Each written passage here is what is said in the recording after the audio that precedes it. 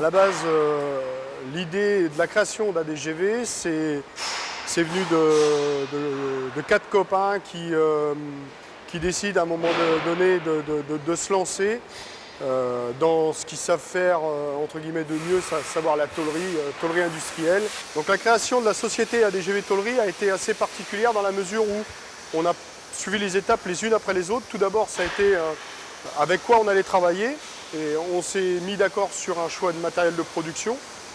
Dans un deuxième temps, ça a été où est-ce qu'on allait travailler. Et donc il a fallu trouver l'endroit pour développer l'activité ADGV Tôlerie. Dans un troisième temps, c'est comment est-ce qu'on allait travailler et à partir de là, on a développé grâce à Anjou Initiative notamment. Alors Anjou Initiative nous a apporté dans un premier temps un prêt d'honneur qui nous a bien aidé pour pouvoir démarrer. J'aurais tendance à dire nous mettre sur des rails d'un point de vue administratif. Une rigueur et certaines portes qui ont été plus faciles à ouvrir que d'autres. Alors le parrainage, pour le coup, ça a été pour nous des garde-fous. C'est-à-dire une visite régulière au sein de l'entreprise pour nous dire ce qui allait et ce qui n'allait pas. Et en fonction de ce qui s'était dit auparavant, on faisait le point, tout simplement. Le rôle du parrain pour ADGV Tôlerie est un rôle, comme dans les autres entreprises, important. Nous sommes bien souvent au démarrage de cette même entreprise et nous aidons les créateurs, disons, à prendre les bonnes voies. Considérons que nous ne sommes pas des consultants, et absolument pas des consultants, nous sommes des personnes qui avons une expérience, soit dans le domaine de la production, et d'ailleurs quand nous venons à ADGV, nous venons à 2 parrains. Donc le parrain, c'est celui qui à un moment donné va aider les chefs d'entreprise à prendre les bonnes voies. Mais attention, ce n'est pas celui qui va prendre les décisions, il est simplement celui qui écoute, un effet miroir vis-à-vis du chef d'entreprise. Aujourd'hui, le chiffre d'affaires d'ADGV, c'est 2,4 millions pour un effectif de 40 personnes.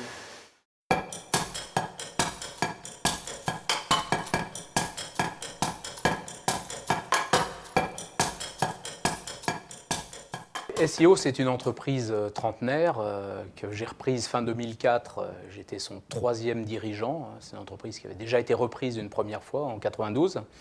L'entreprise, après des années extrêmement florissantes, avait subi depuis l'année 2001 environ des difficultés importantes avec des délocalisations d'un certain nombre de productions de la part de clients. Et elle avait perdu pratiquement la moitié de son chiffre d'affaires. Donc elle sortait de 3 ou 4 années de pertes. J'y ai identifié, moi, un secteur particulier qui était minoritaire à l'époque, qui était le secteur aéronautique, dans lequel j'ai vu, et au travers également de mon parcours précédent, l'opportunité de développer l'entreprise de manière importante avec des savoir-faire très spécifiques. Alors, pour ce qui me concerne, venant à l'origine de régions, je ne viens pas du Maine-et-Loire, il était important au moment de la reprise de pouvoir m'inscrire dans un ancrage local important. Et à ce titre-là, effectivement, Anjou Initiative et le comité d'expansion économique m'ont apporté en plus, je dirais, cette connaissance locale, ce réseau, ces contacts qui sont absolument fondamentaux et indispensables lorsqu'on ambitionne de reprendre une entreprise et de la développer. Donc ça a constitué des éléments déterminants également. Alors le parrainage est un élément extrêmement important dans le dispositif Anjou Initiative, puisque lorsqu'on reprend une entreprise, on se retrouve, je dirais dans la plupart des cas, en tant que jeune chef d'entreprise, c'est une première expérience bien souvent de dirigeant d'entreprise.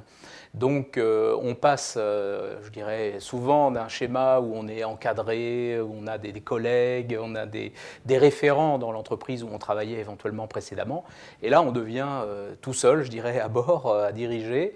Et on a besoin d'avoir des référents et des personnes vers qui se retourner. Nos perspectives d'avenir, c'est évidemment d'amplifier je dirais, le développement et l'évolution technologique qu'on a eu ces dernières années. notamment en allant encore plus loin dans l'intégration de produits techniques avec des savoir-faire complémentaires, en allant vers la fourniture de sous-ensembles complets et en continuant à intégrer des technologies nouvelles liées à tout ce qui est notamment le rétroéclairage, etc., pour la partie aéronautique. Avec également une ambition à l'export, puisqu'on ambitionne effectivement de se positionner à terme également sur le marché américain, sachant qu'on est essentiellement aujourd'hui sur le marché européen.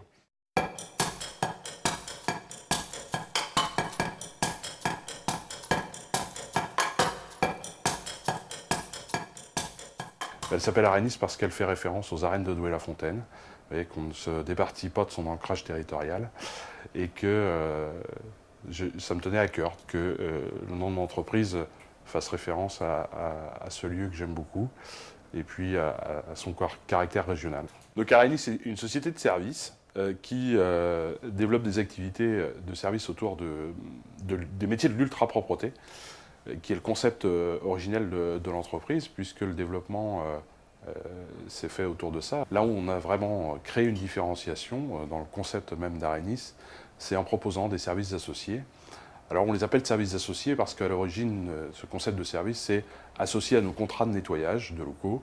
On propose des services connexes avec 3 typologies de services: l'assistance au bâtiment, l'assistance aux occupants et l'assistance à la production. Au jour où je vous parle, nous sommes un peu plus de 170 sur l'activité d'Arénis qui changera bientôt de dénomination pour vraisemblablement s'appeler Arénis Anjou, parce qu'en fait, Arénis, ça fait aussi des petits. Et des clients qui nous ont fait confiance nous ont demandé de les accompagner sur d'autres territoires. Et aujourd'hui, il existe 2 nouvelles sociétés. L'une s'appelle Arénis Nantes-Atlantique et l'autre Arénis Limousin. L'implication financière d'Anjou Initiative, avec l'apport du prêt d'honneur, qui nous a permis de consolider les fonds propres de l'entreprise. Donc, on a au départ institué un capital social de 15 000 €, qui a été complété par un prêt d'honneur de 15 000 € d'Anjou Initiative, qui lui-même nous a permis en renforçant la trésorerie, faire des effets de levier pour aller rechercher des prêts de financement dans le cadre de la création, hein, puisqu'on a besoin de rassurer les banques à ce moment-là.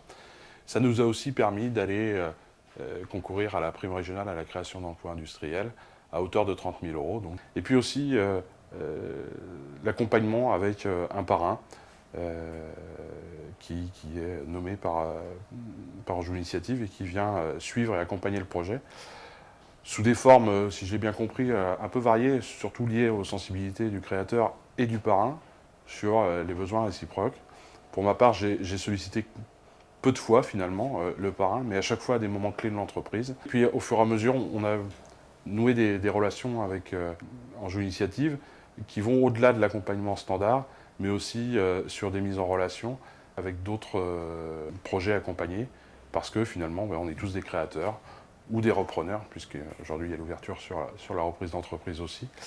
Mais c'est important aussi qu'on puisse avoir des moments d'échange.